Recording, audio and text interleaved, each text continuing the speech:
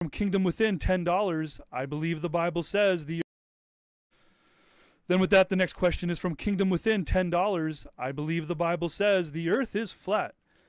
It is he that sitteth upon the circle of the earth. Now define the word circle, if anyone can. Case closed. The earth is flat. Well, I don't A claim that circle the is a Bible says geometric it's flat. object I think that's at for which us. every object. Let's let Leo.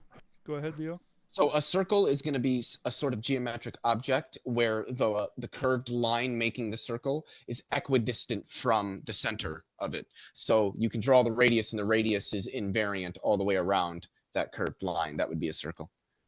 Okay, Well, there's also go ahead. okay. Yeah, well, I There's wouldn't also mind contributing myself. I'll let you I feel finish, like Mark. We'll just let Flat reply to Leo real quick. Okay, sure.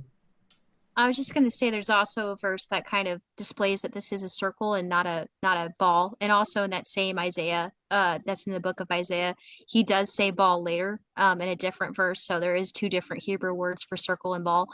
So he knew the difference. And then also in Job, it says Job 38:14, it is like a clay under the seal, and his features stand out like a garment. Go ahead, So Mark. Okay, so this is just one interpretation of the Bible. Other Christians vehemently disagree that that's what it means. It also means that also says that the world has corners, meaning that it would have to, if you're taking that completely literally, it would have to have like physical right angles somewhere in it, which we know isn't the case, and not even flat earthers believe that. The only person I've talked to about that has even claimed that has been Whitsitt, and he sort of, I believe he said, oh, we don't know what's beyond the ice wall, so possibly there could be corners, who knows? But a lot of these things aren't taken literally by any Christian, so it's just one interpretation. I also want to add that earlier super chat under the Helaman, or out of the Book of Mormon, it says, and thus according to the world the earth goeth back, and it appeareth unto man that the sun standeth still. Yea, and behold, this is so, for surely, excuse me, I'm talking. For surely it is the earth that moveth, and not the sun. I already addressed that. Whoops.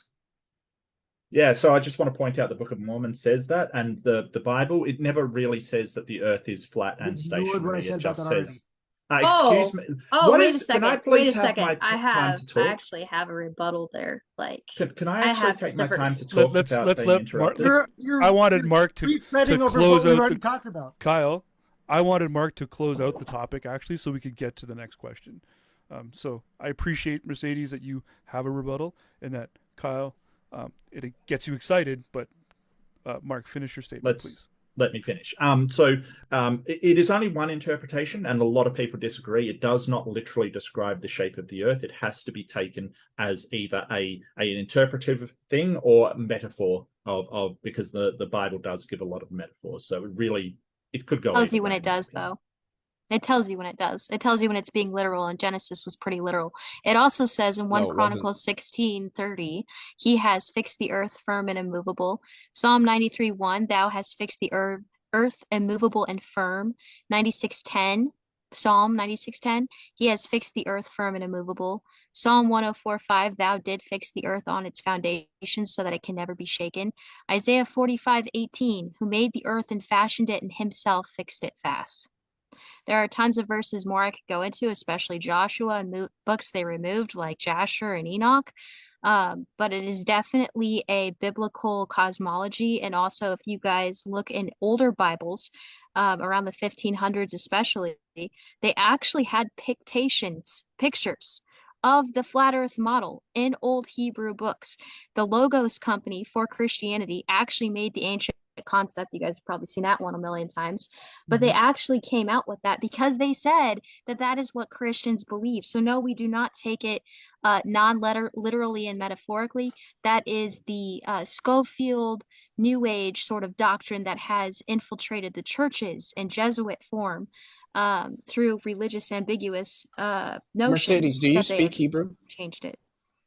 I study Hebrew, but I don't speak it. No. Okay. And I don't think how well do you understand written Hebrew, particularly from thousands of years ago?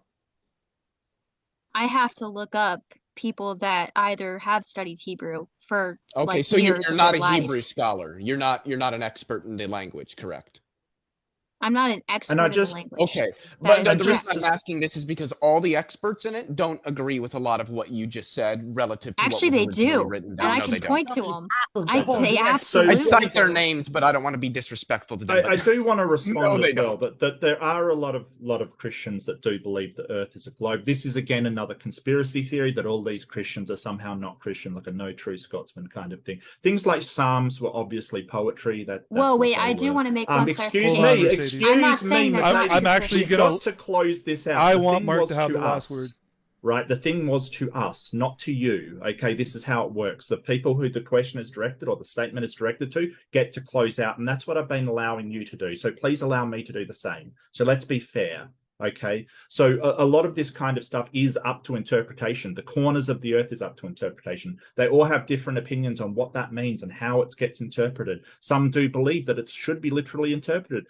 The majority of Christians disagree because the majority of Christians do believe in a globe earth, and that's just a fact. I'm sorry if that upsets you, it's just a fact. And anyway, I don't know why we would believe the Bible for any kind of cosmology or science at all. It's not a science book, doesn't have anything to add on science. It's basically useless for science, so I don't know why we'd listen to it at all.